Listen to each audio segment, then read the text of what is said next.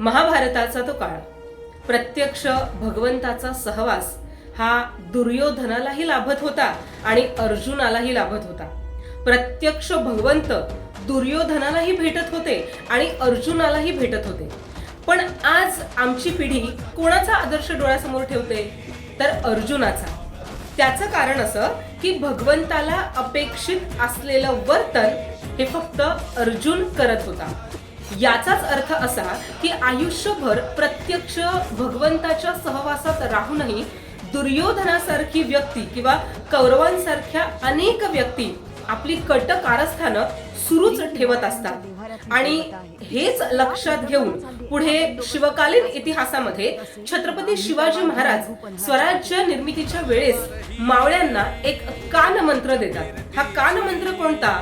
तर गनिम किती आहे किंवा शत्रूचं सैन्य किती आहे हे मोजण्यापेक्षा आपल्यातले फितूर ओळखा. आता हाच कानमंत्र लक्षात घेतलाय एका स्त्री मावळ्याने. शिवकालीन इतिहासातली ही घटना की प्रत्यक्ष शिवछत्रपतींच्या सानिध्यात राहिलेली काही मंडळी, काही माणसं पुढे कट कारस्थानं करू लागली. छत्रपती संभाजी महाराजांच्या काळात तर या कट कारस्थानांना पूर आलेला आपल्याला दिसून येतो. आणि यातलंच एक नाव म्हणजे स्वराज्याचे सुरनीस अनाजी दत्तो. या अनाजी दत्तोंनी महाराजांच्या काळात त्यांच्या सहवासात बरीच युद्ध केली, बऱ्याच मोहिमा केल्या, स्वराज्याशी त्यांनी एकनिष्ठता दाखवली. परंतु जेव्हा छत्रपती संभाजी महाराजांनी हा स्वराज्याचा कारभार हाती घेतला त्यावेळी मात्र ते फितूर झाले आणि शंभूराजांना जीवे मारण्यासाठी त्यांनी कारस्थानं सुरू केली.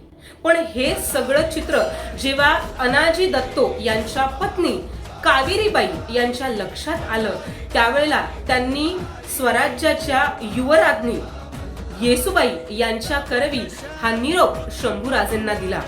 ज्या अर्थी तात्काळ या कट कारस्थानांचं पितळ उघडं पडलं आणि त्यांना पकडलं गेलं. अशी ही महाराजांशी एकनिष्ठ असणारी अज्ञात स्त्री मावळा कावेरीबाई, जिने त्या प्रसंगी स्वतःच्या कुंकवाचा विचार न करता स्वराज्याशी इमान राखलं.